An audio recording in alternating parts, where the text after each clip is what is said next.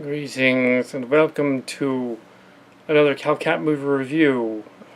Yes, several hours ago I went to see Valerian, which was sounds like a drug. It was based on a graphic novel. Apparently, yeah, the guy that did Fifth Element did it. It's it's it's okay. It's all right. It's okay. A lot of dazzling effects. Very Fifth Element like. Little Star Wars thrown in there. I would also mention that it does seem a lot like some of my sci-fi stuff, but not enough for it to be thinking like they copied it because they couldn't have. But yeah, I was heavily influenced by the same stuff and by anime and things like that. It seems influenced by Avatar, the Cameron version, and by the last Avatar, the other version. It seems to have a little bit of the Wachowski brothers stuff in it. The Fifth Element came out before the advent of like the internet and computers and stuff. So, or the very beginning of it. So, this one does virtual reality and things like that in it as well. Because now it's years later, so it's like an update. It's not really supposed to be Fifth Element 2 though. It does have it's different enough. Yeah. It stars a pair of relatively unknown actors who are playing sort of these maverick buddy cops in a way very similar to Space Cop, but also similar to Guardians of the Galaxy, which was heavily influenced by the movies Guardians of the Galaxy. But also the graphic novel might have been too because it came after the comic book Guardians of the Galaxy.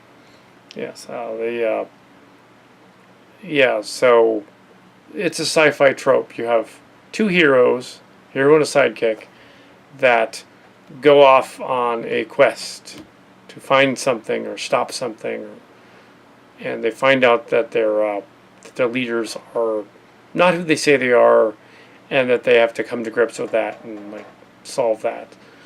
Very similar to the Fifth Element, but I think done smarter than the Fifth Element. I kind of like that movie. Mark's Cards did not like the Fifth Element. Yeah, so Fifth Element borrowed a lot from the series, the heavy metal comic book graphic novels, of which they made a movie out of, including the anti-gravity taxi scene, which and the cab driver right out of that. But this one borrowed heavily from Avatar and other things. They did it in a different way, though. These aliens in the story, have a symbiosis with these little creatures that apparently poop pearls or shoot pearls out of themselves. The pearls have powers that allow them to do magical things. There's a war going on in space that basically devastates their planet, and they have to go hide. Years later, we encounter more of them in the story, and they're hiding out on the big space station. In the beginning of the story, we see the evolution of mankind into outer space, which they eventually meet all these different people and then aliens, and they build a big space station, Alpha, which they send out into the galaxy. And straight away then say millions of miles at one point. Yeah, somebody should tell, no, not millions of miles. Much more than that. The sun is 93 million miles from Earth. That's 1 AU. So for them to say it's millions of miles away is ridiculous. They should say 10 quadrillion miles away, or whatever, or light years away, because light years are longer than miles. So they should say light years. At one point they said millions of miles, to which that's not very far. Twice the orbit of the. You mean the thing is orbiting Mars? They said 120 million miles. So yeah, Mars. It'd be about Mars. but that's probably not where it is. So yeah, this galactic empire is going on. There's very Asimovian in a way, kind of. In that you have this sort of like massive world building thing. Uh, and yeah, it's, without giving away spoilers, it just came out. Go and see it. Uh, yeah, it's fine. It's okay. The critics are giving it 59% of Rotten Tomatoes. Yeah, that's about right. Yeah, it's 3 stars. It's fine. It's exciting. It's not ultimately in any way bad. I mean, the acting isn't too great, but it's not bad. There is a cameo by Rihanna, like I think it actually is Rihanna. Uh, she's in it, but she's a pole dancing alien shapeshifter in the movie, um, and she can't act. She should stick to singing, because wow. Ooh, I'm an immigrant, and they will get me, and I won't be able to get back to my place. Ooh, no, I will help you. Okay. Like, what the heck? Wow. Shatner, anyone? Shatner's got more range than this girl. And she can write rap lyrics, but acting, maybe not. So the character is not very good at that. And the most famous song to date of that was the "Love the Way You Lie," which is actually a cover. Uh, they added the extra. Eminem added. This is years ago. "Love the Way You Lie," 5 years ago now, I think. And they added, or 6 years ago, they added Eminem talking about all that abuse and stuff. But originally, the "Love the Way You Lie," which they used, was someone else singing "Love the Way You Lie," as though it was a love ballad, and there was no abuse in it. It's just "Love the Way You Lie." Yeah, and stuff, and he added that other stuff, and she went with it. She sang it. Of course, I made a parody called "Love the Way You Buy," in which that parody is a scene in this movie. There is a so Buzz Lemon's apparently seen my parody, and he's also probably seen many other shopping parodies like it. So it isn't just mine, but mine is online. And he thought it would be funny to have 2 characters that were very similar to the "Love the Way You Buy" characters in the movie, which is kind of awesome. But yes, look for them. They go shopping in the virtual reality shopping mall. And they come out, and they're flustered over all the stuff the man has to carry, and the woman has a dumb little horn thing. And they're supposed to be old. And it was funny. My version, they're probably teenagers, but in this version, they're old people. Teenagers are old people, often. Yeah. So anyway, frequent malls. Virtual reality malls in the desert, apparently. And with a school bus man transformer as well. And there's a lot of Kal Kat, which is why I didn't mind it. There's a lot of Kal Kat. Yeah, so they had school bus man. He could transform. It's a big ship that's a school bus. How they brought the school bus ship out into space, we don't know. They didn't explain. 2 different planets.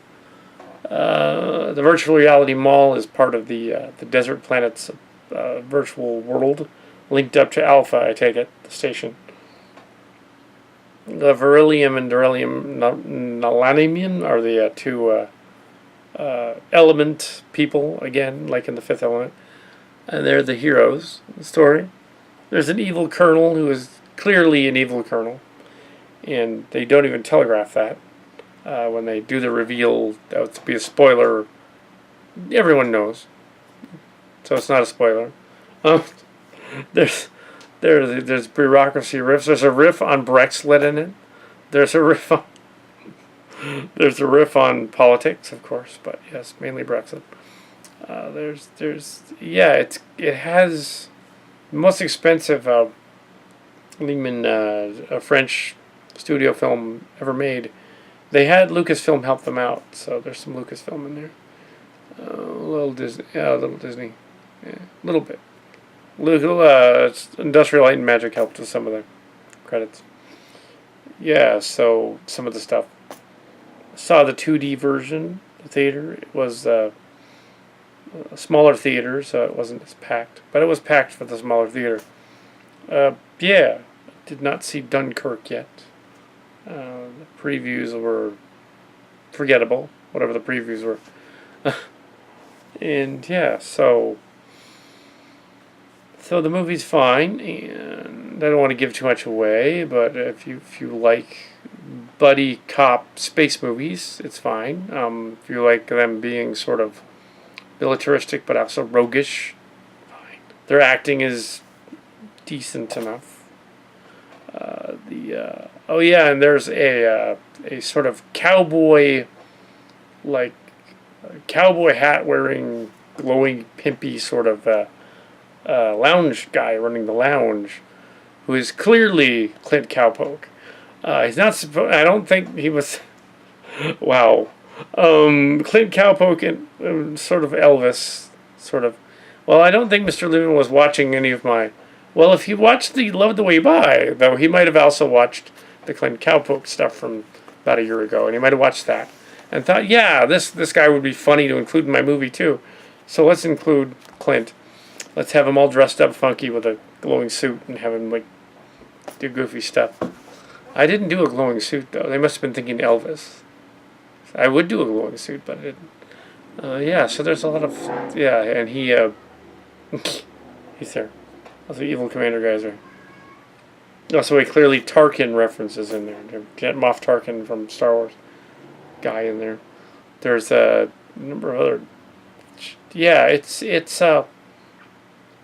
I'm not saying he actually did Cowpoke. He was probably thinking along the same lines of that I was Midnight Cowboy. That's probably what he was thinking of. He's like, oh, Midnight Cowboy. I'm going to throw that in there. That's what I was thinking. I was also thinking of Clint Eastwood. Not just Travolta, but Clint Eastwood and Travolta. Yeah, so. Anyway, so, it's fine. Go and see it in theaters. It's a little long. It's over 2 hours and 17 minutes. Yep.